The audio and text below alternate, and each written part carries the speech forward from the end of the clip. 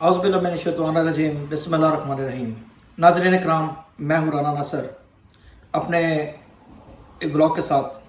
सलाम कबूल फरमाइए। नाज़रीन इकराम, गुज़श्ता कुछ रोज़ से तबीयत की नासाजी की वजह से मैं आप लोगों की खिदमत में हाज़िर नहीं हो सका। तो उम्मीद है कि आप लोगों को ये नागवार ना गुजरा होगा। तो इस गैर हाज़िरी को भी आप कबूल फरमाएंगे और हाज़िरी को भी आप कबूल फरमाएंगे। तो प्लीज़ एज यूजुअल मैं आपसे रिक्वेस्ट करता हूँ कि जिसने भी ये मेरा चैनल राना नासर खान मीडिया अभी तक सब्सक्राइब नहीं किया तो प्लीज़ मेहरबानी करके इसे सब्सक्राइब कर लें, तो आपकी बहुत नवाजिश होगी। शुक्रिया। नाज़रीन इकराम, अब हम आते हैं जनाब मौज़ूआत की तरफ। तो जनाब अब सबसे बड़ा तो जो मौजू है वो ये है कि इलेक्शन की तारीख का ऐलान हो गया है और लगता है कि चीफ जस्टिस साहब ने इस मुल्क के ऊपर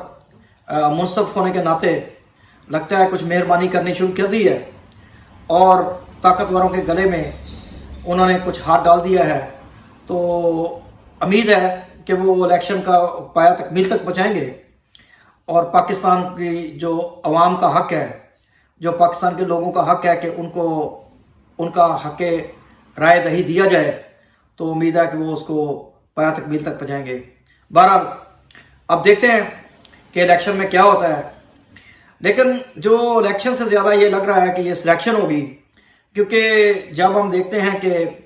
इस्तेकाम पाकिस्तान पार्टी को जो नई नवेली दुल्हन की तरह भी बनी है और उसको जगह जगह लोगों का दरवाज़ा खटखटाने की इजाज़त दी गई है और साथ में जो उनकी ही कज़न नून लीग है उस बल्कि उनकी बी टीम कह लें, नून लीग की बी टीम या नून लीग की बी टीम या नून लीग उनकी बी टीम है, क्योंकि जिसको पिया मन भाए सुहागन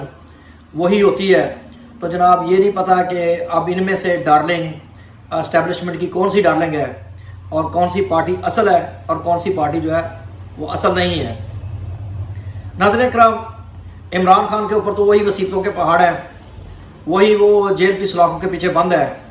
और बल्कि उनके ऊपर क्रैकडाउन किया जा रहा है। जहाँ भी लगता है कि वो कोई प्रेस कॉन्फ्रेंस करने वाले हैं पीटीआई के लोग, तो उनके ऊपर पुलिस टूट पड़ती है, बल्कि ऐसा लगता है कि जैसे अनडिक्लेयर उनके ऊपर जैसे पाबंदी जो है आयद कर दी गई है। तो फिर ये देखें कि जब ये इलेक्शन होगा तो ये इलेक्शन को कौन मानेगा और इस इलेक्शन की क्या क्रेडिबिलिटी होगी, क्योंकि चीफ जस्टिस साहब ने अभी बड़ा हैरान कर दिया कल लोगों को कि जब उन्होंने समाअत की तो उन्होंने जनाब उसमें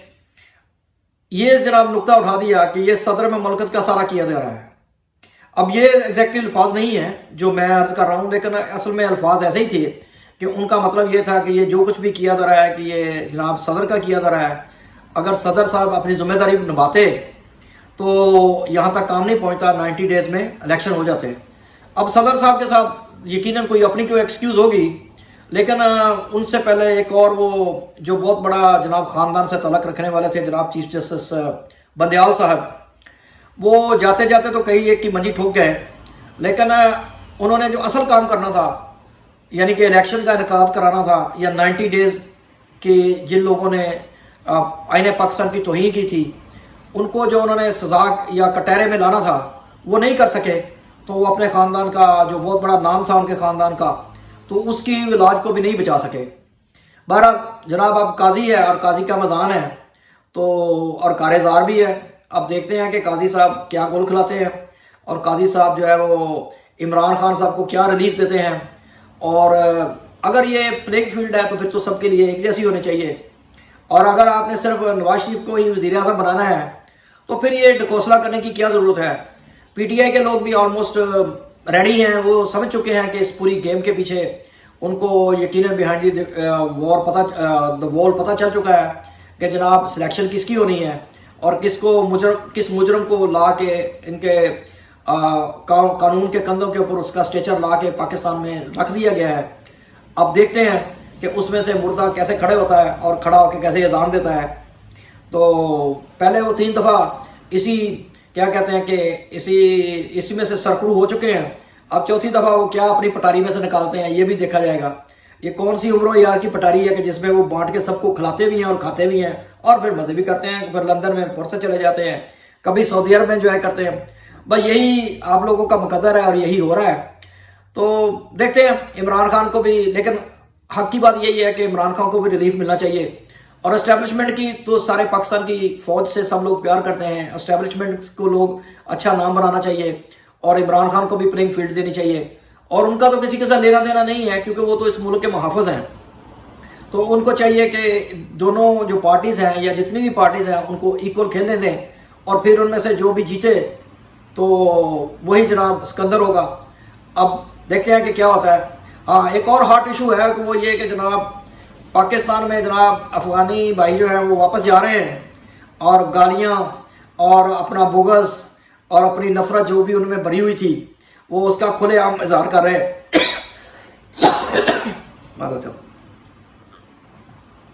جتنا ان سے ہو سکتا ہے وہ اپنا اپنا حصہ ڈال رہے ہیں۔ اب تو جناب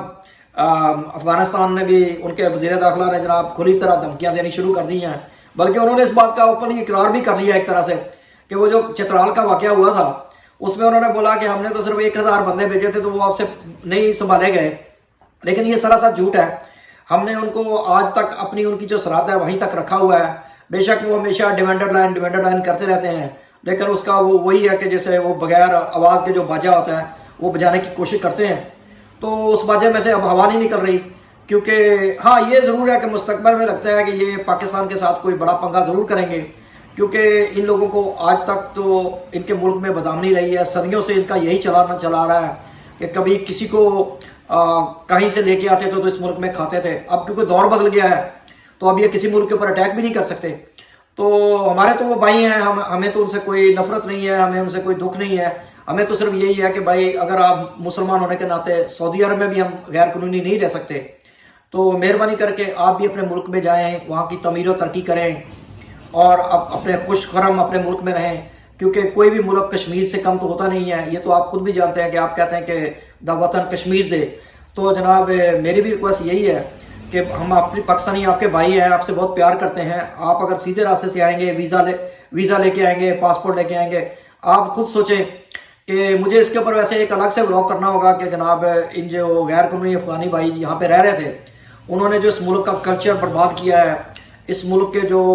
ادارے برباد کیے ہیں، اور پھر آپ کو پتہ ہے کہ جو ان کی جو ڈور ہے وہ کہیں اور سے ہلتی تھی، تو جیسے سب افغانی ایک جیسے نہیں ہیں، تو ان میں بھی آپ کو پتہ ہے بہت سے کرمنل بھی ہوں گے جو کسی نہ کسی کے ہتھے چڑھ کے انہوں نے پاکستان میں مختلف ایجنسیوں کے ہتھے چڑھ کے انہوں نے دھماکے بھی کرائے، دہشت گردی بھی کی، اور ہمیں جانی اور مالی نقصان بھی پہنچایا۔ تو اب دیکھتے ہیں کہ ہماری جو گورنمنٹ ہے، جناب جنرل عاصم منیر صاحب جو ہیں، ان کو ستائش تو کرنی چاہیے، اس میں تو کوئی شک نہیں ہے کہ انہوں نے اس کینسر زدہ مسئلے کو اٹھایا ہے، اور اس کو یہ لوگوں کو بتانے کی کوشش کی ہے کہ پاکستان بھی ایک سورن سٹیٹ ہے، تو جناب یہاں پہ جس کو بھی رہنا ہوگا اس کو انڈر لا رہنا ہوگا، انڈر سٹیٹ لا رہنا ہوگا، بے شک ہمارے ڈومیسٹک پرابلم کوئی بھی ہوں، لیکن یہ بات حقیقت کے اوپر ہے کہ ہم کسی کو بھی یہاں پہ غیر قانونی نہیں رہنے دیں گے، انلیگل نہیں رہنے دیں گے، کیونکہ ہم کسی کے کمزور سے کمزور ملک بھی کوئی ہے، خواہ وہ افریقہ کا کوئی ملک ہے یا کوئی ایشیا کا ملک ہے، آپ وہاں پہ ایک دن بھی انلیگل نہیں رہ سکتے، ورنہ وہ لوگ آپ کو اٹھا کے جیل کی سلاخوں کے پیچھے بند کر دیتے ہیں۔ تو افغان بھائیوں کے ساتھ بھی یہی ہے کہ بھائی ہم آپ کے ملک میں ویزا لے کے آتے ہیں تو آپ بھی ہمارے ملک میں تشریف لائیں، بے شک ویزے کے ساتھ آئیں، ہم آپ کو یقیناً ستائش کریں گے، ویلکم کریں گے، خوش آمدید کریں گے، تو لیکن مہربانی کریں ہمارے ملک کے نظام کو روندے نہیں، آپ لوگوں نے ہمارے نادرا کو برباد کر دیا، آپ لوگوں نے رشوت کا اتنا بازار بند کیا، آپ لوگوں نے ہماری مارکیٹوں کے اوپر قبضے کر لیے، بلکہ ہمارے جو اپنے تاجر تھے وہ بیچارے پس کے رہ گئے کیونکہ گورنمنٹ کی پالیسی کی ان کو کوئی سمجھ نہیں آتی تھی، تو اس کا رزلٹ یہ نکلا کہ آپ پھیلتے پھولتے چلے گئے اور آپ نے ٹرانسپورٹ کے اوپر قبضہ کر لیا، کیونکہ آپ کو اس ملک کے لا سے کچھ لینا دینا نہیں تھا، تو اب ہمارے لوگ اس کو بھگت رہے ہیں۔ بہرحال یہ بہت دیر کی بات ہے، 40-45 سال اس کو گزر چکے ہیں ہمیں بھگتے ہوئے، ہم نے آپ کی بہت مہمانداری کر لی، اب آپ کو والسلام، خدا حافظ، آپ اپنے ملک میں جائیں، اس کو کشمیر سے زیادہ خوبصورت بنائیں، کیونکہ اگر دنیا میں کوئی ملک ہے آپ کا تو وہ ملک ہے، اس کی آپ کو تعظیم کرنی چاہیے۔ ویسے بھی آپ کا ملک افغانستان بہت خوبصورت ہے اور آپ تو ویسے ہی بہت غیرت مند ہو، تو جناب اس غیرت کا تقاضا ہے کہ اپنے ملک کی تعمیر و ترقی کریں، وہاں پہ رہیں، اور الحمدللہ آپ ایسے سخت جان لوگ ہو، اس کی تعمیر و ترقی میں حصہ لیں۔ آپ کی بہت بہت انٹر نیکسٹ